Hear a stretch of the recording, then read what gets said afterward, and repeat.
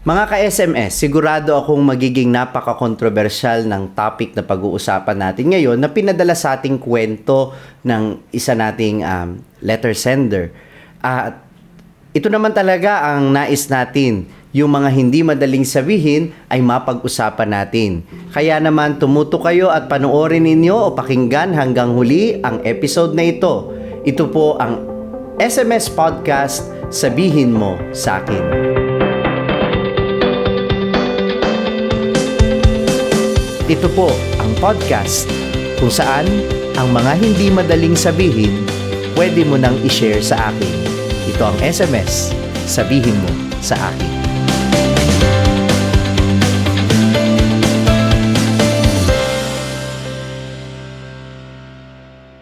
Ang pag-uusapan natin ngayon sa episode na ito ay ang kwento ng ka-SMS natin na na-in-love sa kanyang pinsan.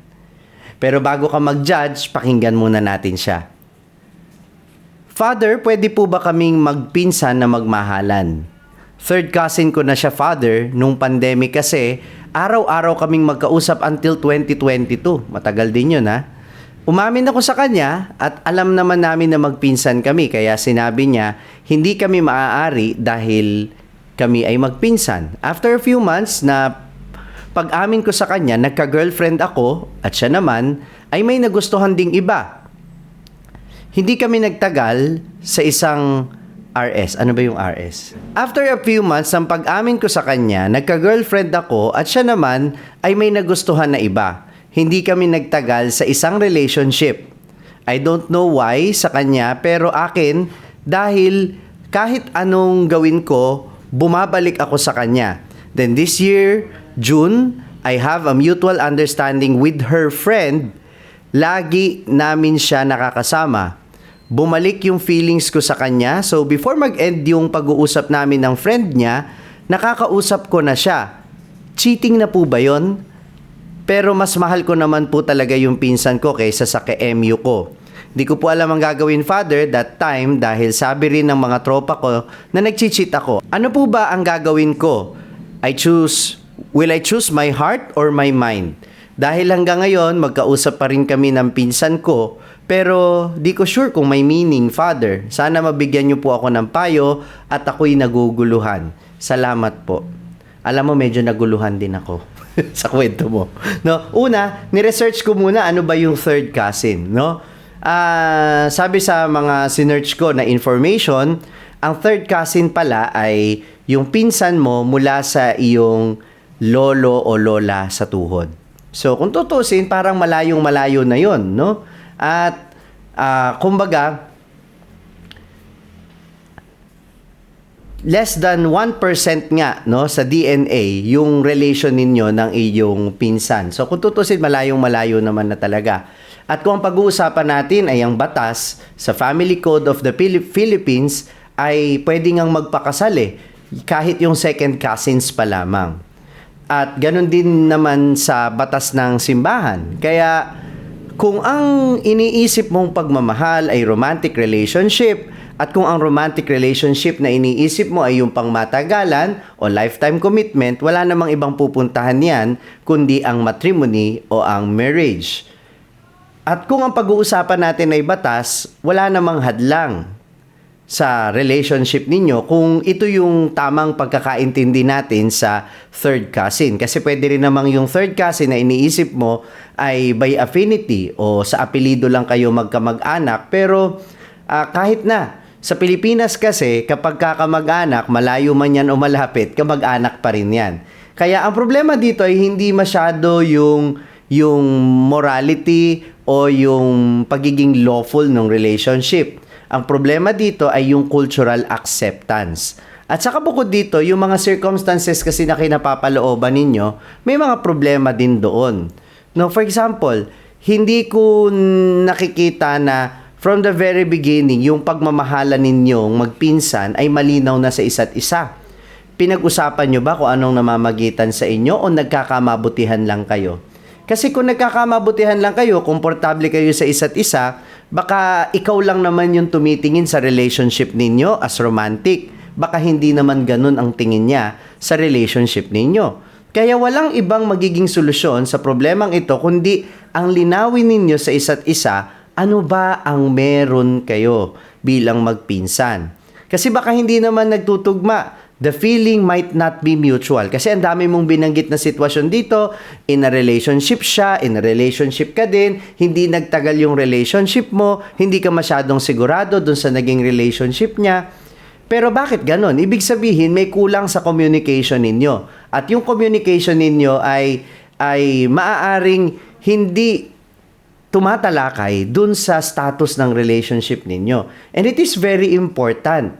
At mahalaga din na hindi ka magkaroon ng confusion dun sa nararamdaman mo. Dahil doon magsisimula yung conversation ninyo. Kung tiyak ka na yung pagmamahal mo sa kanya ay romantic, aminin mo. At kailangan lang maging handa ka sa magiging sagot niya. Kasi pwedeng ang maging sagot niya, hindi naman ganun ang pagtingin niya sa'yo. Maaaring komportable lang siya sa'yo at minamahal ka niya bilang pinsan or bilang kaibigan din. No? So, ang importante dito maging malinaw talaga sa inyong dalawa kung ano yung relationship ninyo. At mahalaga din na isaalang-alang mo, hindi lang yung nararamdaman mo, kundi yung nararamdaman ng mga tao sa paligid ninyo. Again, let me say, this is not an issue of law of the land or law of the church, kasi kung ang patutunguhan nito ay kasal, wala namang magiging hadlang dun sa relationship ninyo, kung tama yung pagkakaintindi ko. Pero yun nga yung cultural element na hindi siya acceptable sa ating kultura. Sasabihin natin, baliwalain na lang natin yung kultura. Madaling sabihin yon pero mahirap harapin yon. At mahirap tanggapin yung katotohanan na yon, hindi lang para sa inyo as a couple, kundi ganun din sa pamilya ninyo. At ang tanong ko, handa ba kayo na makita at maramdaman na nasasaktan ang pamilya ninyo dahil sa pambabatikos ng ibang tao na kayo ay nagmahalan kahit in quotation marks magkamag-anak kayo? Kaya nyo bang tiisin yung panahon na maaaring maging usap-usapan kayo kung kayo ay magiging magkarelasyon? Kung kaya ninyo at mature enough kayo to understand na wala kayong ginagawang mali, okay lang. Pero kung hindi nyo kaya yon at kung dahil doon ay masisira lang ang self-esteem ninyo at magkakaroon kayo ng mental health issues or mental health problems, bakit ninyo ba kailangan pasukin yung relationship na yon? Kasi ang tatanong ko din naman sa iyo ay ito. Nagkaroon ka ng ka-MU, ibig sabihin nagkaroon ka ng option. At maaaring palalimin mo yung pagkilala mo dun sa ka-MU mo or ka-mutual understanding mo. Yun nga lang, kaya ka lang na-distract ulit kasi nagkausap nga kayo nitong pinsan mo ulit at parang na-rekindle yung unang relationship ninyo. Pero tingnan mo, kung hindi naman kayo siguro nag-usap na uli at kung hindi nagpatuloy yung conversation ninyo, baka mas lumalim yung relationship mo o yung pagkilala mo at nagkaroon ng mas malaking possibility itong ka-MU mo, no, na makadevelop kayo ng relationship na lesser yung risk, mas mababa yung risk na kayo ay pag-uusapan ng ibang tao o hindi ito maging katanggap-tanggap sa inyong pamilya at sa ating kultura bilang mga Pilipino. So, this is not just a question of culture in the family. This is not just a question of lawfulness o yung pagiging naaayon sa batas ng pagsasama ng mag-third cousin. Ito ay tungkol din sa kung paano ninyo pinapahalagahan hindi lang yung sarili ninyo, kundi yung mga taong nakapaligid sa inyo. So again, don't just care about your feelings, also think about what other people feel about it. Kaya hindi naman yun masama na isipin ninyo kung minsan kung ano yung mararamdaman ng ibang tao. Dahil kagaya nga ng sinabi ko sa previous episode ng podcast, yung karapatan natin ay nagwawakas kapag may natatapakan na tayong karapatan ng ibang tao o kapag may nasasaktan na tayong ibang tao. Kaya ang kasunod nun, kung talagang ipe-pursue ninyo yung relationship ninyo, kailangan ninyong ipaliwanag din yan sa mga pamilya ninyo o mga kaibigan ninyo. So again, my question is, handa ba kayo sa posibilidad na yon o handa ba kayo na harapin yung sitwasyon yon? At kung sagot ay hindi, hindi nyo na dapat i-pursue yung relationship na yan. At isa rin sa mga tinatanong mo ay kung cheating ba yung ginagawa mo sa iyong ka-MU, na meron kang ka-MU pero ine-entertain mo pa rin and you are emotionally invested sa pinsan mo. And the answer question is no. I don't think that's cheating dahil on the first place, wala namang kayong commitment o wala kang commitment sa ka-MU mo. Kaya nga MU, di ba? Hindi lang mutual understanding yun. Minsan malabong usapan yun. No? Hindi natin alam kung anong ibig sabihin nun. Kung hindi pa malinaw yung relationship ninyo, then you are not cheating. Technically, but you are hurting that person. Kasi pinapaasa mo siya. So, maaaring hindi ka nag-cheat, pero nagpapaasa ka. At yung pagpapaasa mo, nananakit ka ng ibang tao na dahil may ine-entertain kang iba. Unless, malinaw sa usapan ninyo, yun yung magandang meaning ng MU, malinaw na usapan na exclusively dating kayo or exclusively na kinikilala ng ninyong isa't isa at hindi kayo mag-e-entertain ng ibang liligawan o ibang manliligaw.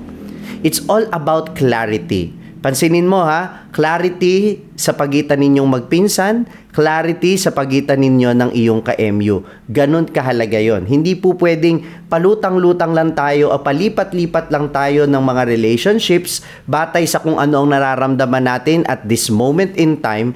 Mahalaga na kinaklarify natin kung ano yung terms ng relationship. Dahil doon tayo makakaiwas na makasakit ng ibang tao at doon din tayo maiiwasan na tayo ay masaktan. In short, huwag kang malabo. Huwag kang papasok sa isang malabong relasyon. Mainam na ngayon, tinitimbang mo yung mga bagay na maaaring gumugulo sa isip mo, mga posibilidad na pwedeng mangyari kapag pinursu mo itong relationship mo with your third cousin. Pero I am afraid na baka hindi masyadong malawak ang pagtingin mo at baka ang concern mo ay yung feelings mo lang. Sinabi ko sa isang episode na pwede mo ring balikan, we are not only human feelings, we are human beings. Hindi lang tayo binigyan ng pakiramdam, binigyan tayo ng isip para mag-isip. At inilagay ang isip sa itaas para ito ang gamitin natin sa pagdedesisyon, hindi lang kung ano yung nararamdaman natin. Ang nararamdaman ng puso ay dapat tinitimbang ng isip at ang ating mga naiisip dapat tinitimbang ng puso. Palaging magkatuwang ang dalawang ito. Kaya, wag mo lang mahalagahin kung ano ang nararamdaman mo, mahalagahin mo rin kung ano yung nararamdaman ng ibang tao. Nung ka-MU mo, nung pinsan mo, yung mga kapamilya ninyo na magre-react kung ano man ang mangyari, lalo na kapag nag-pursue kayo ng relationship na ito. At higit sa lahat, gusto kong ipaalala sa iyo na you cannot find emotional security from other people if you are not at home with yourself. Minsan kaya gusto nating magmahal at kaya nakapako ang mata natin sa isang tao kasi doon natin nakikita, nakakatagpo tayo ng emotional security. Pero ang tanong, are you not emotionally secured with yourself alone? And if the answer is no, hindi ka at home sa sarili mo, medyo doubtful ako kung handa ka ng magmahal. Dahil ang pagmamahal ay pagbibigay ng sarili. Ang pagmamahal ay hindi yung para makaramdam ka lang ng pagmamahal mula sa iba. Ang pagmamahal ay yung ibibigay mo yung sarili mo para sa taong minamahal mo, hanggang sa punto na ialay mo ang buhay mo para sa kanya. Kaya nga sa John chapter 15, sinabi ni Jesus na ang pag-ibig ay ang kanyang pag-ibig para sa atin ay tulad ng pagmamahal ng isang kaibigan. At ang pagmamahal ng isang kaibigan ay handang mag-alay ng buhay para sa kanyang minamahal na kaibigan. Hindi kaya posible na kayo bilang mag-third cousin ay pwedeng maging good friends? That's also a possibility. At kung magiging lovers man kayo, handa nyo bang gawin yung sacrifice na tiisin kung ano man yung sinasabi ng iba? At handa nyo bang isakripisyo kung ano yung nararamdaman ng mga kapamilya ninyo dahil sa relasyon ninyo? So, sa akin, nakadepende yan sa kahandaan ng inyong puso. Pero kung ako ang tatanungin ninyo, kung ako ang tatanungin mo, lawakan mo pa ang isip mo, lawakan mo pa yung pananaw mo. Dahil baka marami diyan na pwede pang magmahal sa iyo, baka masyado lang nakastuck ang isip mo at ang mata mo at ang puso mo sa isang tao. I assume, hindi ka pa ganun katanda, siguro may panahon pa para pag-isipan mo itong mabuti at huwag mo ding isarado yung puso mo sa ibang tao na pwede mo pang mahalin. I am not saying na masama yung ginagawa mo na minamahal mo yung third cousin o nagkakagusto ka sa kanya, pero ang gusto ko lang sabihin ay huwag mong ikulong ang sarili mo sa isang tao lamang. Mahalaga na lawakan mo ang iyong paningin, lawakan mo ang iyong pananaw at isaalang-alang mo, hindi lang yung nararamdaman mo ngayon, kundi kung ano yung nararamdaman ng ibang tao. And again, let me repeat, this is a cultural thing and that is something that you should also consider. Kaya naman, ang hamon ko sa iyo, harapin mo yung sitwasyon mo. Maging totoo sa sarili mo at harapin mo kung ano yung totoong nararamdaman niya sa iyo at hindi kung ano lang yung nararamdaman mo. Kasi baka mamaya hindi naman tugma, hindi lang kayo nag-usap. Kaya akala mo, mahal ka rin niya, pero baka hindi naman. Huwag kang mag-assume. Ultimately, ang pinakamahalaga ay hindi lang yung nararamdaman mo. Mahalaga din na isaalang-alang mo at nararamdaman ng ibang tao. Kaya napakalinaw na harapin mo kung ano ang totoong sitwasyon at huwag kang mabuhay lamang sa ilusyon. Ang sinasabi ko, hindi ko sinasabing ilusyon lang yung nararamdaman mo. Baka ang ilusyon ay yung sitwasyon na ini-imagine mo, hindi naman pala nagtutugma iyon sa pagtingin ng isang taong minamahal mo. Hay nako, ang pinakamahalaga sa usaping ito ay maging malinaw ang lahat kung ano talaga ang estado ng iyong relasyon. Ito man ay sa ka-MU, ito man ay sa pinsan, ito man ay sa kahit na kung sinong taong makikilala mo. Iba na yung malinaw ang usapan kaysa yung MU na malabong usapan. Maraming salamat sa pagpapadala mo. Eto na, papunta na ako doon. Maraming salamat sa pagpapadala ng iyong sulat at kagaya ng pangako ko sa iyo at sa lahat ng mga tao na may pinagdadaanan kagaya mo ng sitwasyon mo ay ang aking panalangin. Sa ngalan ng Ama at ng Anak at ng Espiritu Santo. Amen. Panginoon, nagpapasalamat kami sa biyaya ng pag-ibig, sa biyaya ng pamilya na ipinagkaloob mo sa amin. Nawa, Panginoon, ang aming pamilya ay magturo sa amin ng totoong pagmamahal, ang pagmamahal na nagbibigay ng sarili at hindi ang pagmamahal na makasarili. Nawa, gabayan mo ang aming letter sender sa araw na ito upang magawa niya ang tamang desisyon at maging malinaw nawa at maging malawak ang kanyang isip para tanggapin kung ano man ang katotohanan na ngayon ay hindi pa niya nakikita o malabo pa sa kanyang paningin. Hiniling namin, Panginoon, na ang lahat ng mga kagaya niya na dumadaan sa pagsubok na ito o sa pagkalitong ito ay bigyan mo ng kaliwanagan ng iyong Espiritu Santo. Sa pamamagitan ni Jesucristo, ngayon at magpasawalang hanggan. Amen. Sa ngalan ng Ama at ng Anak at ng Espiritu Santo. Amen. Kung meron kang kakilala na may ganito ring sitwasyon, huwag mag-atubili na isend ang video nito sa kanila. Huwag nyo namang itag, ha? Baka mahalata eh. Isend niyo yung video na ito sa kanila. Yung link po pwede ninyong i-share at nang maliwanagan din sila, hopefully, tungkol sa ganitong mga klase ng usapin. Again, huwag tayong mag-judge kaagad. Ang importante dito sa podcast na ito ay napapakinggan natin ang bawat isa. Kaya kung meron din kayong mga personal na opinion, huwag po kayo mag-atubili na i-comment ito sa ating comment section at baka makatulong din ito sa pagpapalawak ng pangunawa ng ating letter sender o ng mga tao na may pinagdaraanan ng ganito. At ako din mismo natututo mula sa inyo. Kaya naman, kung mayroon din kayong mga kwento na gusto ninyong i-share, nandyan po ang link sa ating description at sa comment section. Huwag kalimutan na mag-like at subscribe sa ating mga social media platforms, ang sa madaling sabi ni Father Franz Dizon sa Facebook, YouTube, Instagram, Twitter at TikTok. Mapapanood din po ninyo minsanan sa isang linggo ang mga piraso ng ating podcast, ang SMS Pop, SMS, A Piece of Podcast. Muli, ako po si Father Franz Dizon at ito ang podcast kung saan ang mga hindi madaling sabihin pwede ninyong i-share sa akin. Ito po ang SMS, Sabihin Mo sa Akin.